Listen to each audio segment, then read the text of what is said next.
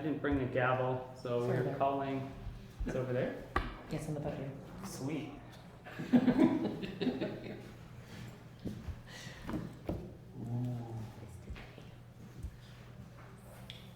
I say it's too early to be embarrassed by me yet, Scott. All right. 6 o'clock, I am calling this meeting to order. You can stand for the Pledge of Allegiance. I pledge allegiance to the flag of the United States of America, to the republic for which it stands, one nation, under God, indivisible, with liberty and justice for all. So, roll call. We have Committee Member Gay, Here. Committee Member Fouchcourt, Here. and Councilman Gamsby present. Do we have any additions, deletions, or amendments to the agenda? So do we need to vote for a secretary? That's what you did on the previous meeting. We should probably have one, yes, sir. Can you use a transcript? Oh, I've been using your stuff to write minutes off it anyway. Yeah, I just noted, did you have that app that actually transcribes meetings on your phone? But I do not. I do. And I do it this. Android has a recorder app that creates transcripts, and I think I've sent you transcripts. I see some guy, a guy on the board, I'm on the county, he does, he gets a perfect transcript. I'll be the secretary, why don't we just look into that, I'll look into that device. All right, so somebody want to make a move to add? I make a motion to have Scott Gay be the secretary of the Auditor Select. Well, right now we're adding it to the agenda. Oh, to add it to the agenda. Would you like to second? Oh, second. All right, it's been seconded. It's been moved and seconded. Any discussion? All right, we'll bring the question to vote. Everybody in favor say aye. Aye. Any opposed? Motion carries 3-0. So we're going to add that between 3 and 4. So we'll do that first. Are there any more additions, deletions, or amendments? No. Moving on to Section 4, vote for secretary. Is there any nominations for secretary? I make a motion to nominate Scott Gay as the secretary for the Auditor Select Audit Committee. Second. Are there any other nominations? No? All right, let's bring it to a vote. Everybody in favor for Scott Gay to be secretary, say aye. Aye. Any opposed? All right, motion carried, or Scott is now our secretary, vote 3-0. Do we have any citizens from the floor?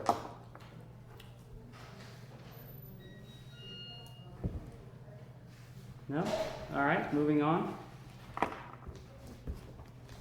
So, I didn't really put this in the agenda, but I'll hand it out anyway. I printed 3 examples of requests for proposals that I will provide you. Thank you. I have my own copies. You can use them as reference documents for when we eventually get to the contents. I put mine in reverse order, so wonderful. Does this count our similar size? I don't know, to be honest. All I know is that when I saw one that was 90 pages long, I checked it out and it was either like Miami or Jacksonville, Oh, wow. and Oh, said, you've got several. of these. nope, Oh, and okay. moved on to those ones. So you got several. City of Welcome So there Manor. should be 3 of them in there. Should be 3. There's 3 in there. Okay. Is the more around? Yeah, okay. I can see it. So we're on the timeline. I took the work that we did during the workshop and I added dates into our timeline.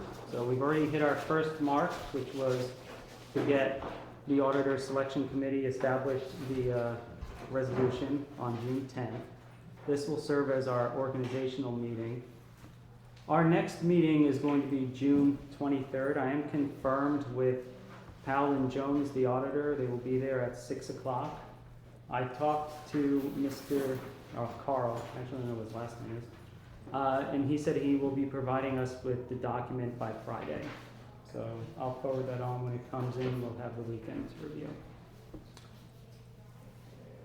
I did take the liberty to create a timeline for the steps for writing the RFP. So the very first steps will be today as we review the content and look for assignments. I created the draft outline. So I did that by just putting in standard RFP fields like, you know, a cover letter and table of contents, etc. We'll review that next. I won't go too far into detail. But it's basically just the 24 points that needed to be included from the GFOA handbook that we had. So these 24 elements have to be in there. Today we'll delegate the content. So when I say the first draft of the content will be due July 15th, I don't mean I expect us to have a completed document. What I mean is I want everybody to have a chance to review the sections that they've taken on, see how easy it will be to get the content together, and then if they find roadblocks or something that they're not going to be able to get together, to come to this meeting and say, you know, we need to reassign these sections so we'll have enough time. Any content you can get by then will be great, because there'll be less work to do in later rounds. So I'm looking for us to have a meeting on July 1st. I guess for the initial review, if anything really stands out.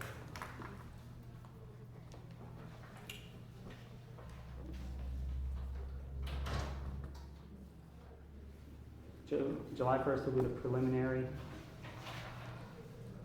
Can you go back and just, what is delegation of content? What do you mean by that?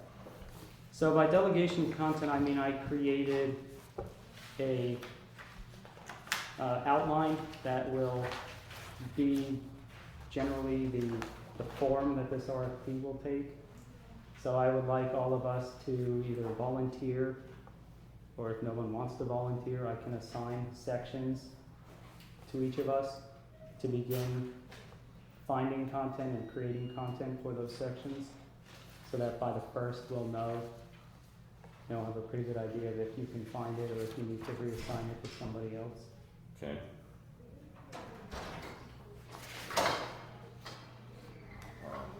So we're just gonna go down with the items 1 through 9 and assign them, is that what you mean?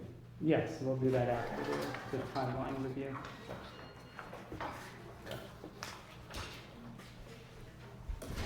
So the next meeting after the preliminary review of the content delegation will be that first draft meeting I was talking about, the week of, it will be on July 15th.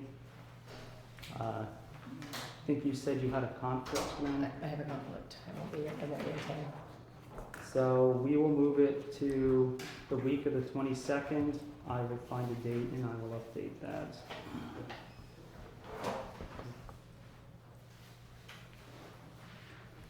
So these dates aren't set in stone. If they end up being a problem for somebody, we can move them a day or two around. The next meeting after that, so once we have that July 15th meeting, we're going to really do our deep dive of filling in the content. I would like us to have a working draft, I'm calling it a second draft, done by August 19th, which would be the next meeting. Then, you know, stuff happens, right? Like you think it's gonna be easy to find something and you spend 10 hours researching and you can't find it, you wanna pull your hair out. Some of that stuff is gonna come up because that's just the world of writing RFPs. So if the RFP comes in missing content, we will create a plan for how we're going to find that content on the 19th. We should also have a fairly working draft by then that we should be reviewing. We'll then meet again on September 9th to review everything, the missing content that came in, the content that we had, make any necessary changes. And then come back on the 16th for the final approval of the document. By then it should all be together. That's September 16th. I tried to build a little wiggle room in there in case something slips. But in an ideal world, we'll have the final document done September 16th and have it ready for. All right, so I'll go on to the next stuff. We have the review of the audit on June 23rd. The official submission date is June 30th when it needs to be into the Auditor General. I did not necessarily know when I was going to put on the July 15th meeting, but we can put it on the week of the 22nd or move it before. But do an analysis of the 2024 audit for purposes of creative action items As a public meeting at that point? as a public meeting, unless you think it's done better. No, let's leave it like this, and when we get a look at it Friday, or we'll and who presents it, we'll just leave it like it is for now. Okay, so then, so I have RFP finalized. That's a bit of a mistake, should be the 16th. RFP released for bid on September 23rd. That's when I would like us to take it to market. That gives us a week to get the logistics done. The end of our fiscal year is September 30th, and we would be looking to close bidding November 4th. We would come together again November 10th for a meeting to do the scoring of the responses and to create a finalist. That is actually not going to work for me. I just started, I'll have classes that day, so we might have to change that date. Which one? November 10th. I think that's a Monday. Okay. Because I wanted to do it before the November 11th council meeting, so maybe we should move that to the week before. Yeah. This far out, everything's good with me. Yeah, I don't know I don't know what day, what day is August 19th? Is it a Tuesday? August 19th is a Tuesday. I pretty much tried doing everything on a Tuesday. Okay. Yeah, that shouldn't be a conflict for when college starts back. Okay, everything's on a Tuesday, huh? Except for November 10th, which is a Monday.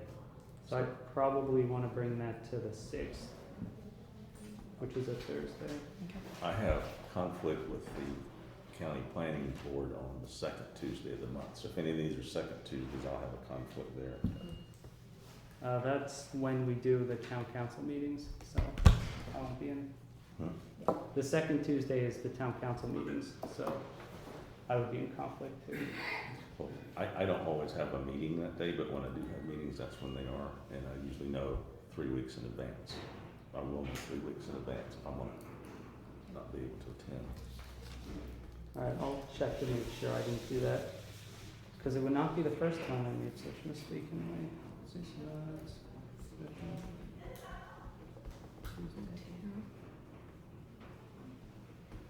this is gonna be. So we'd make our final recommendation for them to vote November 11th. Town council selects the finalist. We begin contracting and have something signed by December 19th, which would put us before the end of the year. And then we have to transition to the audit committee, which I have not created a timeline for because that will probably be done as part of the RFP process, since there will be a timeline required is one of our items.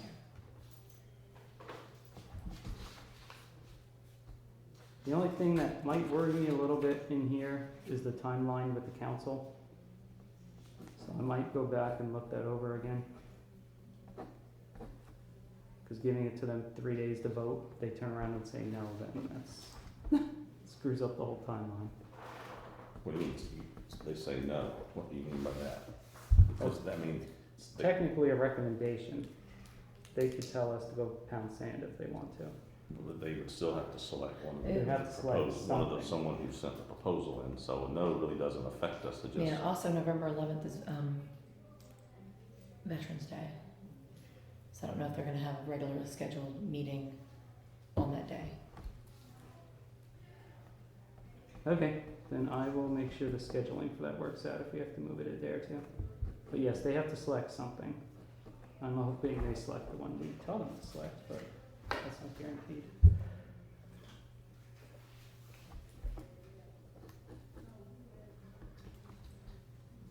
Are we generally good with this timeline? Mm-hmm.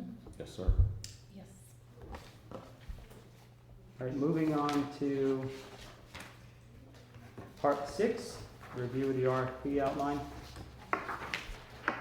So as I said, I just made a standard RFP outline, and then I took that GFOA handbook, the one I gave during the workshop. They just listed the 24 data elements that needed to be within the RFP. So I just took them out of that and put it into here. So some of it's going to be formatting stuff, cover page, table of contents, introduction, closing statement. The first major content area will be process. So that's going to include information like how proposal will be evaluated, required timetable and deliverables, procedures to be followed in the proposal process, principal contacts inside and outside the entity, the type and amount of assistance available from the entity, information on auditor workspace and access to telephones, copiers, etc. So I would like to take that section.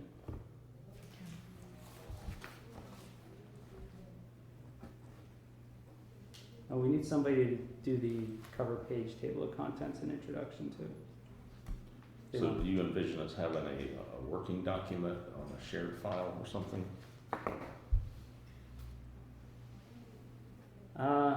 That is a good question. I was thinking that we would probably, because of sunshine laws, just have to aggregate everything together and work on it in a group in session. Well, like, so you would come to the meeting prepared with your data, and at some point, we would share it at that point, and then at some point, it's gotta be merged into the document. That's why I'm asking. Yeah, so I was thinking we would just bring our own sections, then you can give them to me and I can merge it all together. Okay. That's how I was envisioning that I happening. could send you an email with the documents. Likely would have to be send the town clerk an email with the documents to send to me, but yeah, something along those lines. Okay.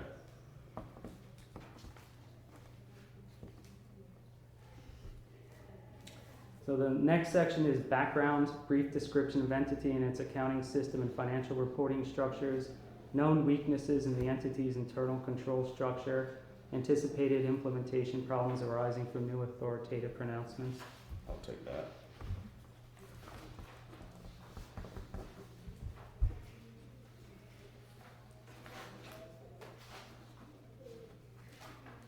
So section 6 is audit requirements, level of assurance to be required for each type of information, auditing standards required for the engagement, auditor's specific reporting responsibilities, additional services to be required of the auditor, procedures to be followed to determine if additional audit work is necessary / pay. I can take a crack at that.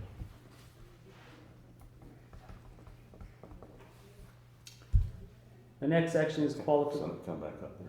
Sure. Gretchen, I think that kind of that dovetails in with number 5. With yours? Okay, you wanna So take that? Let me have 5 and 6. Okay. That'll work. Yeah, so the next section, if you want a correction, is qualifications. Yeah, I can take You it could back. probably pull that off of RFPs and just Yeah, I can take it back. mirror it. That includes information needed from proposers to evaluate their qualifications, request for detailed information on the proposer's anticipated audit approach, requirements for auditors to furnish a statement that they meet the appropriate criteria for independence, request for references from other entity clients, request for information on the results of peer reviews, request for information on status of any disciplinary action against firms. The last section is legal. Requirements applicable to working papers and cooperation with other auditors, policy towards joint proposals or the use of subcontracting, right to reject proposals, demand additional information, and use unsuccessful proposals, any additional language to meet the requirements of applicable laws and regulations, engagement letter, contract requirements. I'll take that because I'm right now doing my continuing education. This is all gonna be in the ethics section. All right, I'll take all the formatting stuff then. Okay. So the cover page, table of contents, introduction, and the closing statement.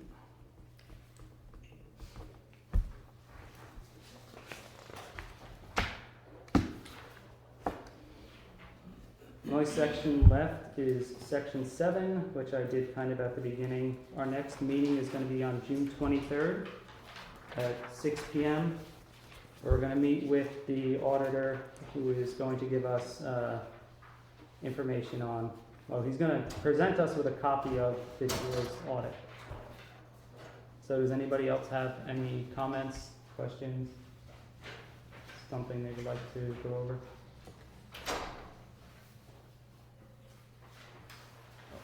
I don't have anything, No, at this time. no, sir, I don't have anything else until we see it. I have a question. Sure. State probably has a boilerplate from the Auditor General, they usually have boilerplate documents, RFPs for auditors or in different types of requests for proposals for different professionals. Do you guys plan on using those as your guideline, or are you creating this thing from scratch? So they released a document, I had given them copies during the workshop. It's called, if I can find out which one of my tabs it is. It's guidance. Compliance and reporting guidance for the state and local physical, no, that's the ARPA stuff. I guess it's not in here. This one? No, it's this This one. one here. So they release a handbook, which is kind of what I stole all the information from, where they actually outline section by section what you need to have in your RFP. So the verbiage is there. So the requirements are here, the verbiage is not here. But I plan on taking as much as I can from other people as exists already. Some of it though is going to have to be extremely specific to I agree, Lightstream. but I mean, I operated a nonprofit, and the amount of stuff that's already available with respect to templates and stuff, it's, and to the point where they even leave the blanks. So I did check the League of Cities for something like that. I didn't find it. I did Google around and I did find other cities. I was not able to find just the boilerplate, but I can look at the GFOA website and see if they have something. They'll definitely save time, at least on formatting. But I'm a masochist here we go, I found it. For this stuff, I did it for like 8 years professionally, so pretty good at that part of it anyway. So that, to further answer your question, most of the items that the chairman has assigned to me, I'll extract from the governmental auditing standards, ethics. Florida publishes as an ethics manual for CPAs. So everything I do, I'll be extracting from that word for word. I won't be making up any words. I'll have to, because it'll be like, we are White Springs, and here is No, what we when you do. Maybe audit's you an can audit. Google for small towns that, that average 750 people, what are we talking government? There's no exception for size or revenue unless you're under $50,000. Everybody's the same. Everybody does the same reporting. Everybody has the same rules. Gotcha. Thanks. Well, and that is there any more questions? All right, it is 6:24, and do we have to move to adjourn? Can't hurt. Okay. I move we adjourn the meeting. I second that. All right, it's been moved and seconded that we adjourn the meeting. I'm bringing it to, is there any discussion? Bringing it to vote. Everybody in favor of adjourning the meeting say aye. Aye. Aye. Aye. All opposed say nay. Motion carries, vote 3-0. Motion is adjourned. It is 6:25.